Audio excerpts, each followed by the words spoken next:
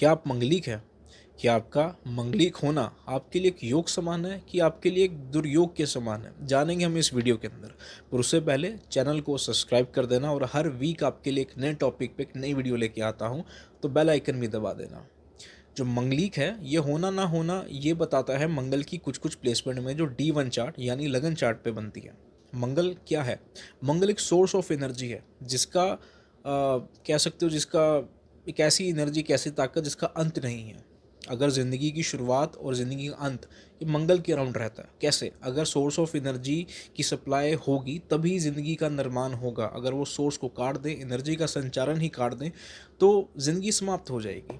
अब सुना होगा आपने कि घर पे मंगल कार्य करने हैं, घर पे मंगल कार्य हो गया है तो अच्छा और बुरा कार्य में भी योगदान मंगल का रहता है। इवन तक कि अगर हम शादी का भी योग निकालते हैं तब भी वहाँ पर मंगल का बहुत बड़ा योगदान होता है। हमारे बॉडी में जितना भी रक्त है उसका भी कारक मंगल ही है।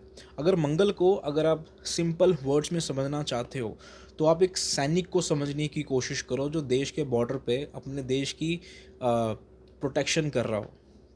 जिस भावना से वो लड़ रहा है, जिस डेडिकेशन से वो लड़ रहा है, जिस माइंडसेट से वो लड़ रहा है और जिस डिसिप्लिन के साथ उसने अपने आप को उस लड़ाई के लिए तैयार किया है, वो संपूर्ण मंगल है।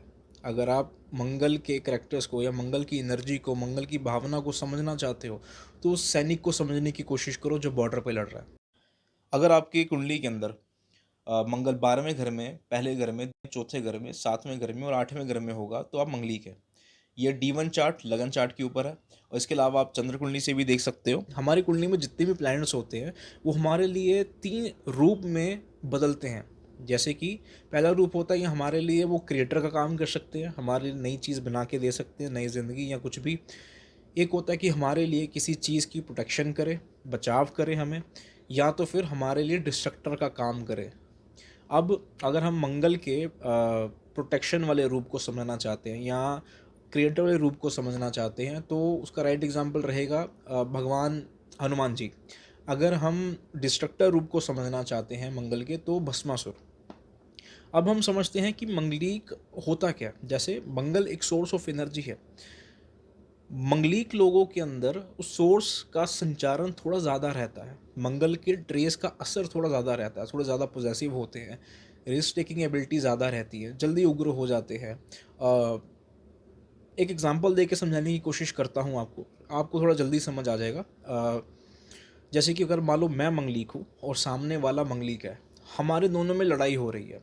अब मंगल का ट्रेस होता है, एक लड़ाई झगड़े का भी होता है, एनर्जी होता है। अब मैं अपनी मंगल की एनर्जी को लड़ाई में निकाल रहा हूँ, सामने वाला भी मंगल वाला है, हम दोनों लड़ रहे हैं। लड़ाई हुई, उग्र हुई लड़ाई, हमने पूरा ज़ोर से लड़ाई करी हमने।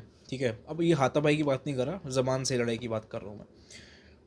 तो जब लड़ाई ख़त्म हुई, जब गुस्सा शांत हुआ, अगला दिन हुआ, तो हम दोनों को फ़र्क ही नहीं पड़ रहा। ना मैं उसके बारे में सोच रहा हूँ ना वो उसके बारे में सोचेगा। मतलब कि रात गई बात गई। क्यों?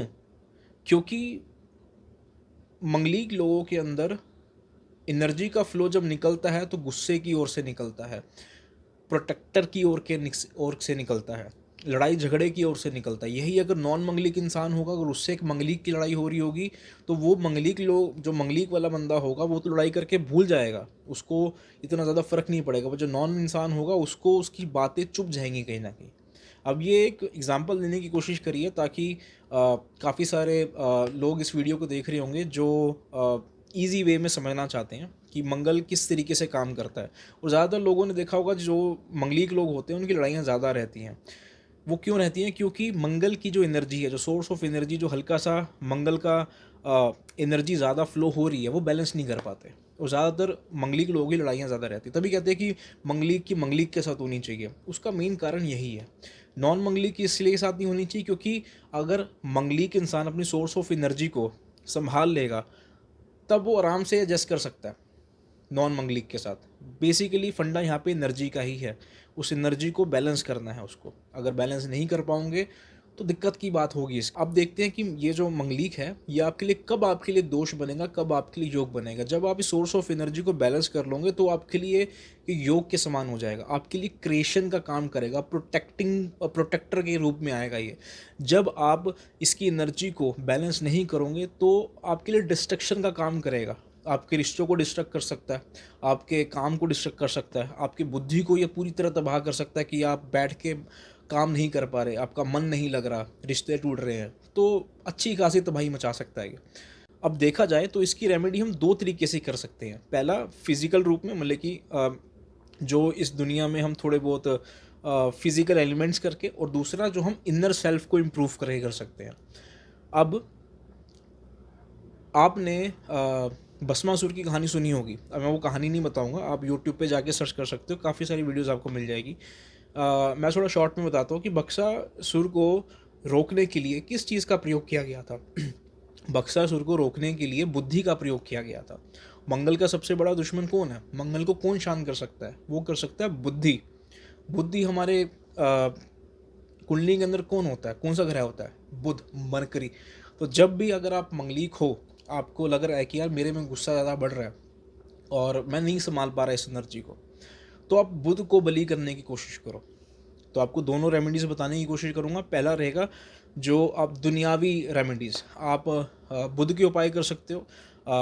बुधवार को गाय को हरा चारा खिला सकते हो, पेड़ पौधों को पानी दे सकते हो, या घर पे पेड़ लगा सकते हो। बुधवार को अपना कमरा साफ़ कर सकते हो। ये छोटी छोटी रेमेडीज जो आप बुध की कर सकते हो।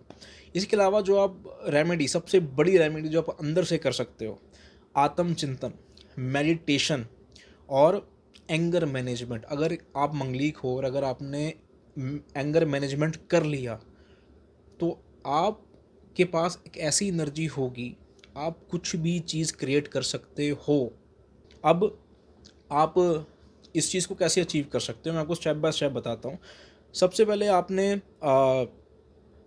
अगर आपको लगता है कि मेरा मंगल का फ्लो ज़्यादा है, गुस्से का, क्रोध का फ्लो ज़्यादा है, मेडिटेशन आपने ऐड कर ली, उसके बाद भी आपको लगता है, तो आप फिज़िकल एक्टिविटी ज्वाइन करो। बॉक्सिंग कर लो, रनिंग कर लो, वेट लिफ्टिंग कर लो, वो करो जिससे 1-1.5 घंटा आपकी एनर्जी जाए, खपे आपकी एनर्जी। फिर धीरे धीरे आपकी जो मेडिटेशन की जो वॉल्यूम है उसको धीरे धीरे बढ़ाना चालू करो। फिर उसके बाद अपने विचारों को आत्मचिंतन करो कि कोई सिचुएशन हो रही है लाइफ के अंदर जो आपको दिक्कत कर रही है, या जिसके अंदर आपने गुस्सा किया हो, तो उसके अंदर बैठ के सोचो क्या मैं इस सिचुएशन को किसी और तरीके से डील कर सकता था। आपको आपकी बुद्धि जवाब देगी। आपको छोटा सा एग्जांपल देता हूँ। मानो कि मैं गाड़ी चला रहा हूँ और मेरी गलती नहीं थी, पर गाड़ी लग गई, और बंदा सामने से उठ के आके और गुस्से में आके बोलता है कि भाई साहब देखो, देख के आती नहीं चलानी। अब इस चीज़ को मैं दो तरीके से डील कर सकता हूँ। पहला कि हाँ भी क्या कर लेगा बता, तो लड़ाई हुई, हाथ जवाब भी हुई मुंह में, ठीक है। तो उसके बाद क्या हुआ, उसके भी 1 घंटा ख़राब हुआ, मेरा भी 1 घंटा ख़राब हुआ। अब मैं बैठ के सोच रहा हूँ हाँ मेरा 1 घंटा ख़राब हो गया। अब मैं इस चीज़ को भुलाऊँ ना, और बैठ के आप आत्मचिंतन करूँ कि यार इस चीज़ को किसी और तरीके से डील कर सकता था, तो उसका आंसर मिलेगा कि वो उत्तर क्या है। मेरे को पूरा देख के आती नहीं चलानी, मैं कहूँगा भैया अभी नया नया सीख रहा हूँ, सॉरी भैया, या सॉरी यार, ठीक है। तो 2 मिनट के अंदर वो चीज़ वहीं शांत होगी।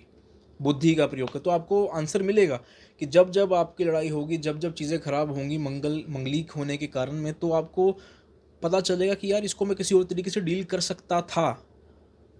जब आप एंगर मैनेजमेंट के उस पीक पे पहुंच जाओगे, तो आप इस एनर्जी को कहीं पे भी मोल्ड कर सकते हो, कुछ भी क्रिएट कर सकते हो। आप इस एनर्जी को मेडिटेशन में भी लगा दोगे, 2-2 घंटे मेडिटेशन कर रहे हो, नहीं पता चल रहा।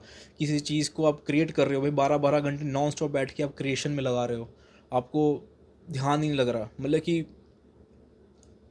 हम मंगलिक और मंगल की एनर्जी ऐसी है, प्योरेस्ट फॉर्म ऑफ एनर्जी। अगर आप इसको समझ जाओगे, आप कहोगे भाई साहब मेरे से कुछ भी काम करा लो भाई, थकता ही नहीं हूँ मैं। तो ये आप पे डिपेंड करता है कि आप इसको योग बनाना चाहते हो कि दुर्योग बनाना चाहते हो अपने लिए। तो अगर आप परेशान हो, तो कोई बंदा अगर परेशान है मंगलीक होने से या अपने गुस्से से, तो उस तक ये वीडियो ज़रूर शेयर करना। और anger management, meditation, physical activity, इन तीनों को लाइफ में ऐड ऑन करना ज़रूरी है। ऐसा ना हो कि आप सिर्फ वर्कआउट जिम जा रहे हो और मेडिटेशन और आत्मचिंतन नहीं कर रहे हो, उसका कोई फ़ायदा नहीं होगा, वो वहीं का वहीं रहेगा, डाइवर्ट नहीं होगा। तो आपने तीनों चीज़ों को बराबर इस्तेमाल करना है, उसकी धीरे धीरे इंटेंसिटी बढ़ानी है। आत्मचिंतन की इंटेंसिटी बढ़ानी, मेडिटेशन की इंटेंसिटी बढ़ानी है। अगर आप जिम की इंटेंसिटी चाहे उतनी ही रख लो, वर्जिश की इंटेंसिटी उतनी ही रख लो, क्योंकि वर्जिश करने से आपकी एनर्जी, आप थकोगे, पर आपका जो बुद्धि का जो ग्रोथ है वो आपके मेडिटेशन से और आपके आत्मचिंतन से होगा। उम्मीद करता हूँ कि आपको ये वीडियो अच्छी लगी हो, और मिलते हैं अगले वीडियो में। तब तक जाने से पहले लाइक कर देना और अपने व्यूज़ कमेंट्स में बता देना। मिलते हैं हम अगली वीडियो में।